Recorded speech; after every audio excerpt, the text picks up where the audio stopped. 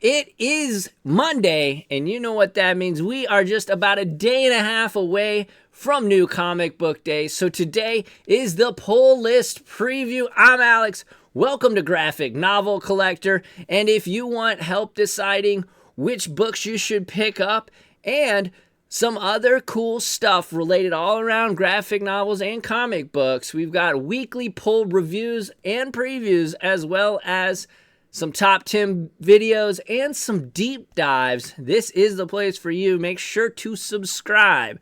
But let's not waste any more time. Let's jump into my pull list preview right now. First up, we have The Amazing Spider-Man issue number 58. This is legacy number 952. This is a 32-page comic book at the price of $4.99, of course, by Marvel. And the creators are Zeb Wells and artist John Romita Jr. Yeah, Romita Jr. is back on this issue. This one, however, is promising to be the most visceral issue of Amazing Spider-Man in history. All right, so as we know, this run has not been great. And that is putting it extremely kindly in my eyes. I don't like to be negative.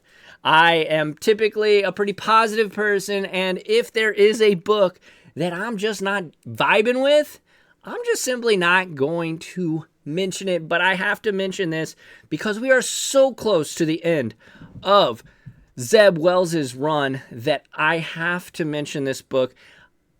It's been mediocre at best and downright confusing and bad at worst. John Romita Jr.'s art, it's rough. It's very, very rough. And I'm not saying that to be mean. I'm saying that just as a warning to you, as my job as a reviewer, as a previewer, whatever you want to call it. It's rough. It's really not great. And if you go into this book thinking you're getting the John Romita Jr. of Straczynski's run, it's not that. It's pretty darn awful. And I'm not trying to be rude, but that just is what it is. The Amazing Spider-Man 58, if you're picking up a Spider-Man book this week, this is not the one. And what an amazing segue, because our next book is The Ultimate Spider-Man, issue number 9. This is a 28-page comic book for $4.99. Of course, it's by Marvel. This is written by Jonathan Hickman, art by Marco Cicchetto, and the colorless Matt Wilson and Corey Petit on the lettering. The Sinister Six make their first strike, but who are the Sinister Six? The first member throws down with Spider-Man and Green Goblin in this action-packed issue. Plus, Tony Stark returns. Peter must also explore the limitations of his new suit. If you remember in the last issue, Green Goblin and Peter Parker were fighting. It was just like a test thing. They were testing out their suits, and yeah, it was insane. We saw Iron Lad testing them, and it was pretty cool.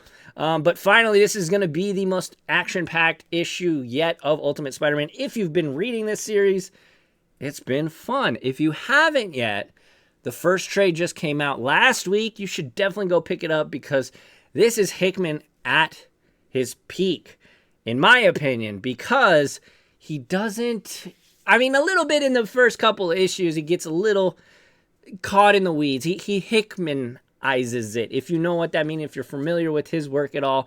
He does a lot of world building. If you're not familiar with him, it can be quite wordy. However, oftentimes, most of the time, it is to great payoff, and The Ultimate Spider-Man has been no different thus far. We are 9 issues into this bad boy, and it has been pretty darn good. Ultimate Spider-Man issue number 9. I'm super stoked for this one. Next up, we have Uncanny X-Men issue number 3. I feel like we just got issue number 2 when we were introduced to the Outriders, and I really like that issue so far. This book has been awesome, I think, so far. It is a 28-page comic for $4.99. Again, this is the third issue. Legacy issue is number 703. Writer is Gail Simone, David Marquez on art, Matt Wilson, the colorless, and Clayton Cowles on lettering. Catch the Elf. When new lethal power and completely untrained young mutants show up on Rogue's doorstep with no knowledge of how they got there, a grieving Rogue seeks to take Xavier's place in guiding them to the light. While the darkness from the past returns to destroy the X-Men one at a time. We got introduced to these young mutants last time, and basically Rogue, as the preview description shows, is trying to become Xavier. What is she doing here? Well, last issue they fought. I don't know really why. I guess the X-Men were kind of rude to them at first, or wanted to test them. I don't know. That wasn't very clear. But I did say in my review that the story was kind of, it was a lot of action, which is awesome. Don't get me wrong. I will always take a jam-packed action comic. But I was like, why are they fighting again? I thought they were the good guys against the good guys, and they're just seeking asylum. I don't know. It was weird. But I am excited because we're finally getting to Nightcrawler, it seems. He appeared a little bit in the first issue at the very end, but it appears that he is going to actually join the team proper now. So Uncanny X-Men, I am so stoked for this. The art's awesome, a ton of action. Gail Simone, I think, is doing a pretty good job. And for all of the From the Ashes X-books, this one is the one that interests me the most, and I've been rocking with it. Next up, we have Feral from Image Comics. This is a $3.99 book. We do not know how many pages there are, apparently, but this is a new story arc. This is an awesome book by writer Tony Fleece, artist Tone Rodriguez, Trish Forstner, colorless Brad Simpson, and editor Dennis Culver. Holy smokes, we just finished the first arc, and it's only ratcheting up. Patch isn't doing too good. He wasn't supposed to get scratched. He didn't mean to get bit, but things don't always work out like we'd hoped.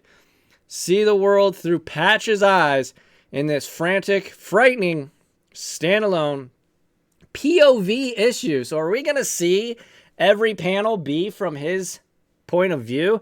It certainly sounds like it. This book has been excellent. If you like Tony Fleece, if you like stray dogs, it's very similar, but for the kitty cats.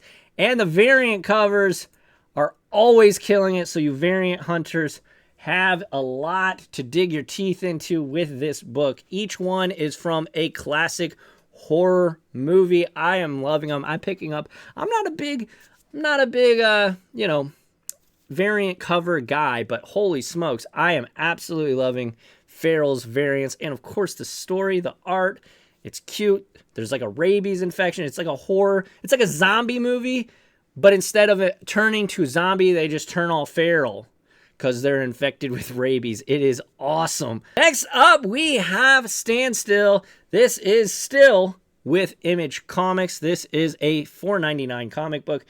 And upon arriving in Karachi, Pakistan, Riker decides to antagonize the local target killers. All the while, Kate and Colin are back at home chasing down clues in hopes to find out who's been brutally abusing the time-stopping device. The first issue of this was awesome. It was such a surprise. Shout out to Rockin' Robbie from the Pop Culture Philosophers YouTube channel for suggesting this one a couple weeks ago, or last month, or whatever it was. But basically, this guy has a time-stopping watch, and he can stop time, and he beats the absolute just crap out of this biker gang that apparently, he goes in his biker bar, he starts talking pretty saucy to him, and all of a sudden, I think he killed him. Because they're all bloody as heck. I think he killed all of them. Apparently, they murdered a girl or something. And then he goes to a diner and says, "What wouldn't you do if you could stop time?" And she's like, "I'd probably get $1 million. Like, I'd probably become rich." And so he pauses time, leaves like a massive tip, like hundreds of $1,000s worth, tip. And it says, "What wouldn't you do?" So she obviously misunderstood him. All the while, the folks in DC are looking for this watch and this person. And it was really surprisingly awesome, having never heard of it until I watched the YouTube channel, the stream there from Pop Culture Philosophers. I was super, super impressed with Standstill. This is, the creators, by the way, are Lee Longridge, the writer and colorist, and then Andrew Robinson is the artist. So a very small two-person creative team, but don't let it be fooled. This book was absolutely good, and the art is pretty darn good too. Yeah, a lot of gory scenes, so if you're squeamish, probably not for you. But yes, Standstill, issue number 2. I'm super stoked for it. Last but certainly not least, we have Wolverine Revenge. This is the Red Band edition. This is issue number 2. I'm not getting the non-Red Band version. I want to get Red Band anytime I have the opportunity to, just because it's gory. It's what the creators truly, truly intend. This is a 28-page comic for $5.99, $6 with the poly bag. And, of course, the cover, the artist is Greg Capullo, and the writer is none other than Hickman. In the first issue, we saw some things go down. It seems like he's writing this for Greg Capullo to just kind of have a sandbox with Wolverine. This is Greg Capullo. If you don't know, this is Greg Capullo's final ongoing series ever. And this is, I believe, a mini-series. But with that being said, the first issue was absolutely awesome. Let's read the intro, little snippet here. Slice deeper into Wolverine Revenge 2 with the Red Band edition, featuring exclusive pages and elevated action.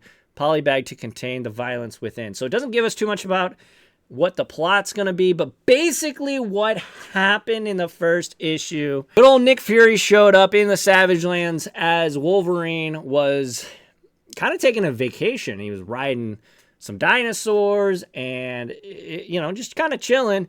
And then all of a sudden there's like this Avengers level threat.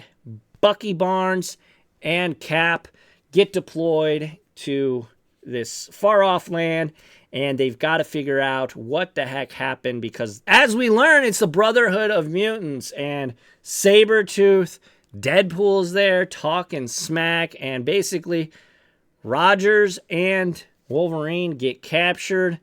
It's insane. The finish of that book was absolutely brutal and well worth the extra buck, in my opinion, for the Red Band edition, because again, this is just what Greg Capullo wants to make this story. If you're not getting the Red Band edition and you're not squeamish, you definitely should be, because Wolverine Revenge has been top tier, in my opinion. Well, there you have it. That's my entire pull list.